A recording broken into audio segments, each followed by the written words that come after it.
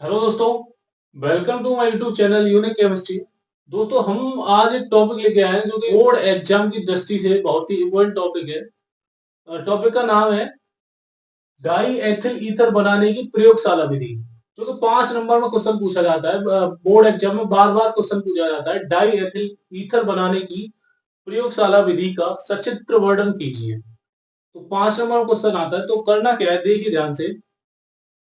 सबसे पहले हमें स्ट्रक्चर बनाना है, इसका क्या बनाना है, चित्र बनाना है। ठीक है, तो चित्र हमने बनाई। तो इसके बाद देखिए इसको एक्सप्लेन करना क्या है, इस हमने हमने किया क्या। ध्यान से देखिए। सबसे पहले हमने एक गोल पेंदी का फ्लास्क लिया। ये जो हमने लिया है इसको क्या कहते हैं, गोल पेंदी का फ्लास्क।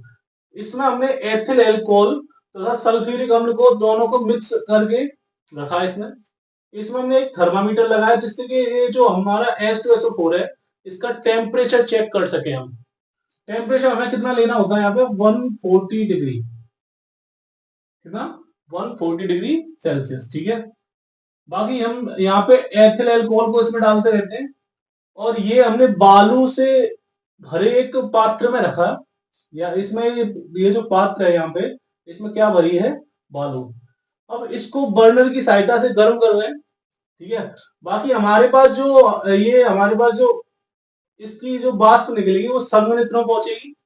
संघनित्र में H2 डाला हमने, और यहां से क्या निकला हमारे पास, ठंडा जल। अंततः हमारे यहाँ पे क्या प्राप्त हो जाता है, डाई एथिल ईथर प्राप्त हो जाता है। ठीक है, संघनित्र को स्टैंड की सहायता से जोड़ देते हैं। बाकी यही चीज लिखनी है जो अभी मैंने बोला। जैसा कि हमने इससे पिछली वीडियो में बात की थी एसीटोन बनाने की प्रयोगशाला विधि के बारे में, लगभग सेम है दोनों विधि।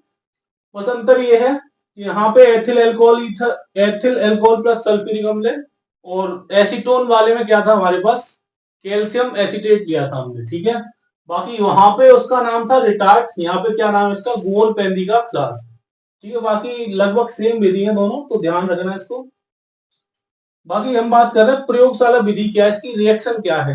देखिए, अगर मैं C2H5 जो हमारा एथिल अल्कोहल है, इसको H2SO4 140 डिग्री पर गर्म करूं, तो हमारे पास क्या प्राप्त हो जाता है, डाई एथिल ईथर। यहाँ कितने कार्बन थे, 2।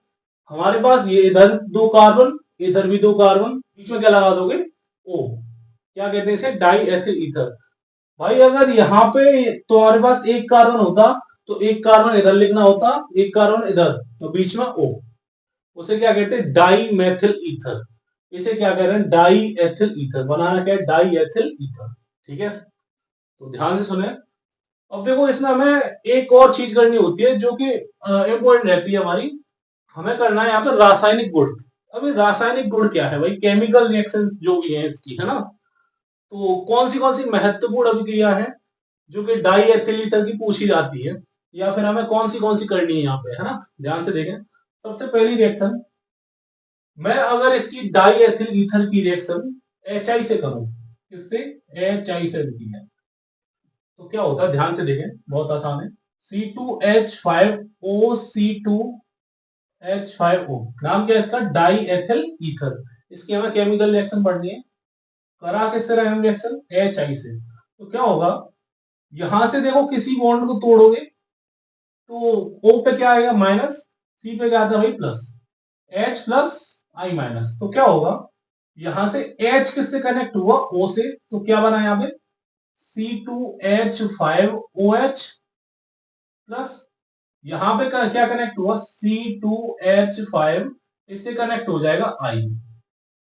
ठीक है, तो यहां से मैं एक तो एथिल अल्कोहल प्राप्त हुआ, एक प्राप्त हुआ एथिल आयोडाइड। ठीक है, बाकी हम नेक्स्ट रिएक्शन पढ़ रहे हैं, दूसरी रिएक्शन की बात कर रहे हैं।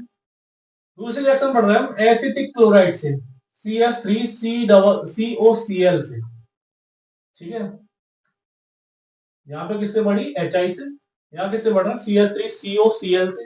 नाम क्या है इसका, एसिटिक क्लोराइड। ठीक है, तो ध्यान से देखें भाई, C2H5O, C2H5, क्या नाम है इसका, डाई एथिल ईथर।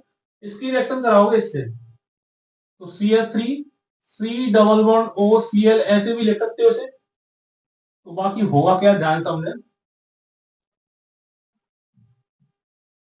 देखो यहां से किसी बॉन्ड को तोड़ोगे इससे, इस पे प्लस आएगा, ओ पे क्या आएगा माइनस, यहां से निकलेगा तो Cl माइनस और C पे क्या आ जाएगा प्लस।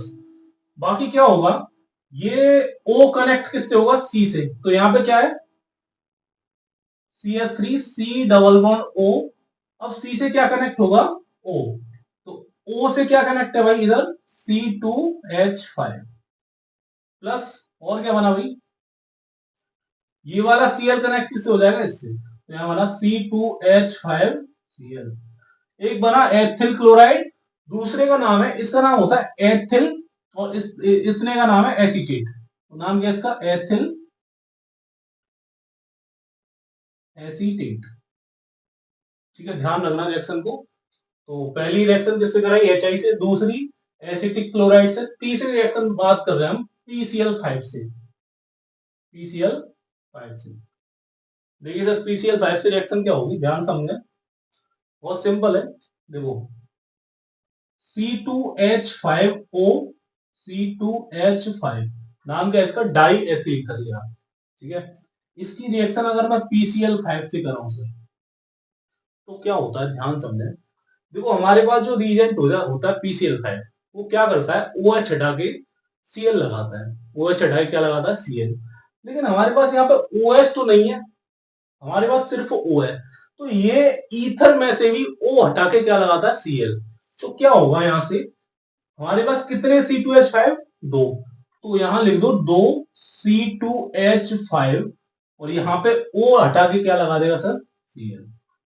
क्या बना, एथिल क्लोराइड, कितने एथिल क्लोराइड, दो, प्लस यहां से जो हमारे पास P था, सॉरी यहां से हमारे पास जो O था वो निकल जाएगा POCl3 में, किसमें निकल जाएगा PO, ये P, ये O, और यहां से Cl कितने बचे, तीन, क्योंकि दो Cl तो यहां पे आ गए।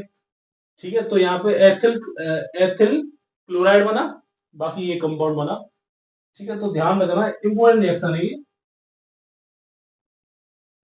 पूछा जाता है कि क्या होता है जब डाई एथिल ईथर की अभिक्रिया फॉस्फोरस पेंटाक्लोराइड मतलब PCl5 से कराते हैं, तो क्या बनता है हमारे पास, एथिल क्लोराइड बनता है। ठीक है, बाकी हमें ये ध्यान रखना है इसको एक्सप्लेन कैसे किया जाता है, तो समझाया था जैसे कि इंपॉर्टेंट रिएक्शन ध्यान रखना है ये भाई, इसकी जो प्रयोगशाला विधि है रिएक्शन ध्यान रखना है ना।